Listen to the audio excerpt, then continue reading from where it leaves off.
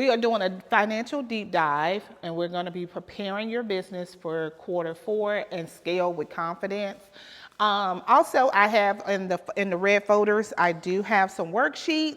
So these will be really good worksheets to kind of give you some ideas and how these can help you scale.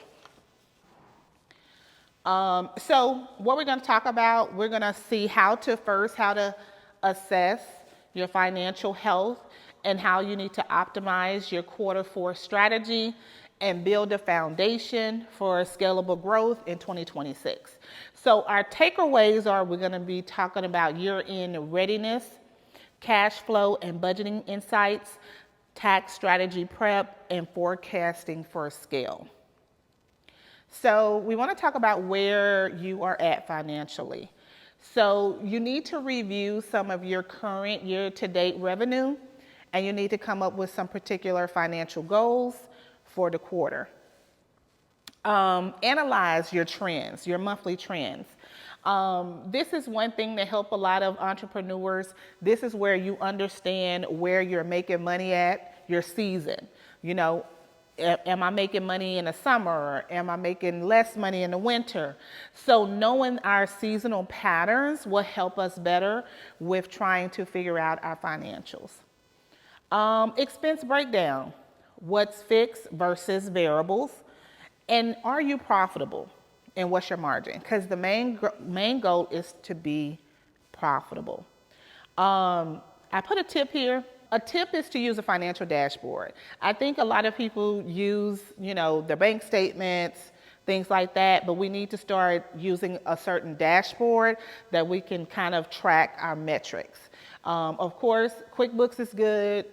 You could do an Excel spreadsheet, or you can do like a custom tracker like Google Sheets or something like that. But I always recommend QuickBooks because, of course, QuickBooks, you can put all of your financials will come through and they will optimize certain reports for you, so which is good.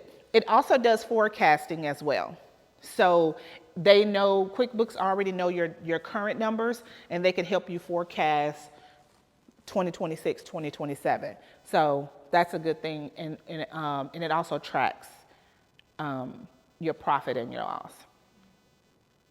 So I did come up with a financial prep checklist. So one, you want to reconcile your books, your credit card, your bank account, your payroll. Number two, you want to review outstanding invoices.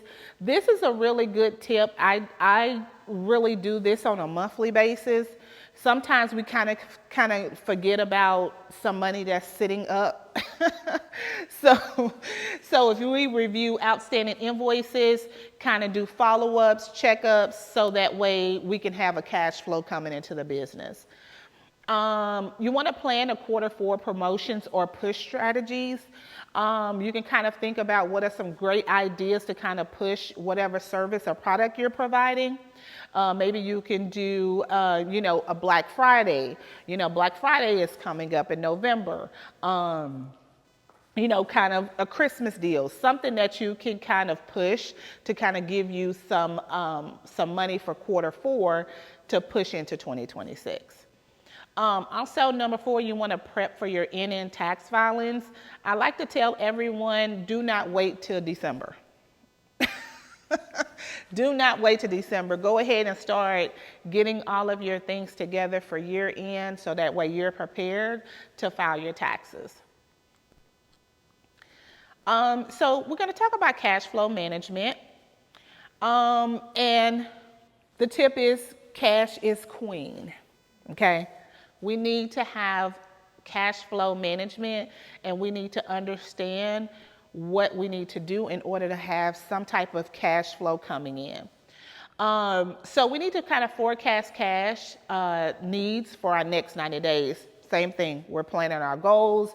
So we need to know, what do we need to pay in the next 30 days? Like I said, if we have staff, we have an office space, utilities, we need to plan that for 90 days, so that way we know how much money we need to bring in. We want to create a cushion of 3 to 6 months. of money to where it can help the cash flow into the business. Speed up receivables.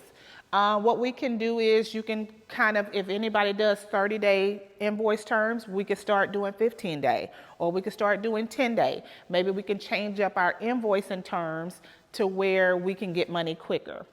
And we also want to make sure we're following up on all of our invoices that we send out. We want to make sure we do that. That is a number one thing a lot of us do not do, is follow up on invoices. I think I do too much following up, but it helps bring cash flow in. You want to delay unnecessary expenses or renegotiate contracts. I love this part because if you do products, if you purchase products or sell products, you can always renegotiate price points. You could always go to your manufacturer or whoever you do work for and say, hey, I know we've been doing it for this for a while. If I do this, can we, lower the cost of what I have to pay? So renegotiating contracts is always a good thing. And it usually works when you y'all come to some type of agreement that fits both of you. So now we're going to talk about tax strategies for quarter 4. We want to maximize our deductions. If there's like equipment we want to buy, mileage, just maximize some of your deductions in quarter 4 that can kind of help you for your taxes. Consider prepaying 2026 expenses. I have a lot of clients that do this, that pay for stuff that's in 2026 that could probably help them as an expense for 2025 tax year. So that can be a good idea to kind of help you with some of your deductions. Retirement contributions. This helps with a deductible as well if you contribute to an IRA or a 401k. I think the maximum deduction is $7,500. So if you can contribute that amount, that's the cap, but you do get a tax deductible for that. Any year-end asset purchases, like if it's equipment, if it's a vehicle, if it's something that has to do with a business, it's a big purchase item, that will help you too if you want to purchase something at the end of the year. And also you want to review any W-9s, 1099s. You want to make sure, like I say, before December, make sure that we reaching out to our contractors, making sure we have all of their information, their W-9s in place, so that way you can be on time with filing your 1099s for your business. And always schedule a tax strategy, like I said, before December, so that it won't hit you all at one time.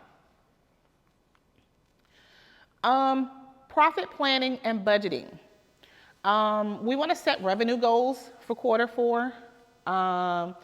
We want to identify best-selling offers and focus there.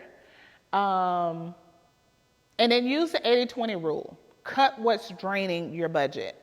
I think too, with us as a lot of entrepreneurs, we just pay stuff. We just pay, and then we don't actually sit down and look at some of the stuff that we really don't need or is unnecessary. But that helps you also with your budgeting. You want to budget for your marketing, operations, and expansions.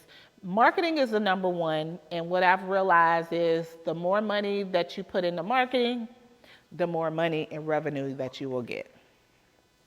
The standard is 7 to 10% of what your revenue goal will be. So that's how much you will have to spend in your marketing strategies, whatever that is. If it's PR, marketing, social media, all of that, you want to budget for that. You want to also budget for your operations, your team, your rent, utilities, phone. And also you want to also budget for expansion. I know we don't want to forever be where we're at. We want to expand. So we want to know what that looks like, and we want to start budgeting to make that expansion. So let's prepare for scalability in 2026. The question is, if you receive 100 new clients right now, are you ready? Are you ready?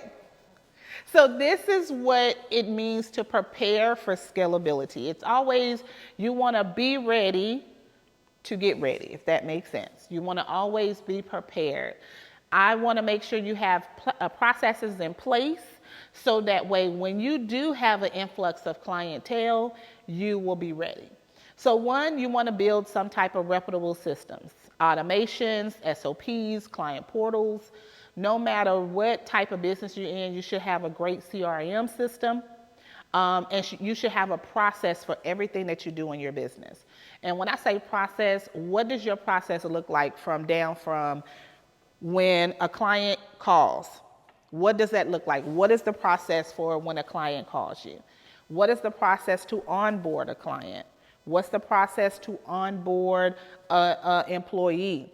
So having a process in place for everything that you do, not only do you know how to do it, but you'll be able to send this information to your team effectively so they can know the same processes that you have created.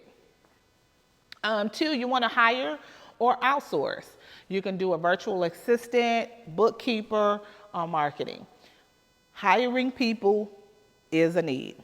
Even if you don't have the money coming in, you definitely need to find resources to hire people to help you in your business. Three, you want to leverage tech tools. Like I said, CRM, project management. I use Go High Level. That's a CRM system that I'm able to do everything in. And that cut down a lot of my subscriptions too that I was doing because I was able to do automate my emails. I'm able to have webinars in it, all of that. So I'm able to cut all of those expenses and use one platform. So next we want to talk about funding and credit readiness. This is a big topic because I always like to use and I like to teach people to use other people's money. One thing about business owners and entrepreneurs, we are too busy investing our own money into our businesses. And so I like to tell people how to use different areas to fund their business. So one, we want to talk about business credit, building business credit. You have Dunge, Nav, and Experian Biz. These are some platforms that you can use in order to help build your business credit. When you build your business credit, you're able to get certain business credit cards, business lines of credit, also solely based on your business and not your personal. Prepare financial statements. This is why you should have a financial dashboard like QuickBooks because it automatically you can pull your profit and loss statements, your balance sheets, and your cash flow. And whenever you're looking for credit or funding, those are the three reports that they will ask for. They want to see your profit and loss, your balance sheet, and your cash flow statement. You want a fundable foundation checklist. You want to know what all you need to do in order to become fundable. And position for grants, loans, or investors. I did put in there a grant list of upcoming grants for 2020 for September, but also for loans. You want to make sure that your business is properly running and your business is making a profit, because you will not be able to get any kind of loans if your business is not making money. They want to see cash coming in. They want to see a cash flow. They want to see you making a profit. That's how you'll be able to get loans. Also, investors as well. Investors want to see that you're making money. This is a good opportunity to scale. To get loans and investors, those are opportunities for you to really scale your business. If you want to expand it, if you want to grow it, but loans and investors are always a great opportunity if you want to grow your business. But your business has to show that you're making money. That's why cutting back on expenses should help. And also preparing. So let's work the plan. We're going to set Q4 financial goals. We want to run cash flow forecasts. We want to finalize our tax strategies. We want to build scalability systems, and we want to start our 2026 forecast. So, thank you so much for this opportunity to present this financial deep dive and helping you guys be ready and scale for 2026.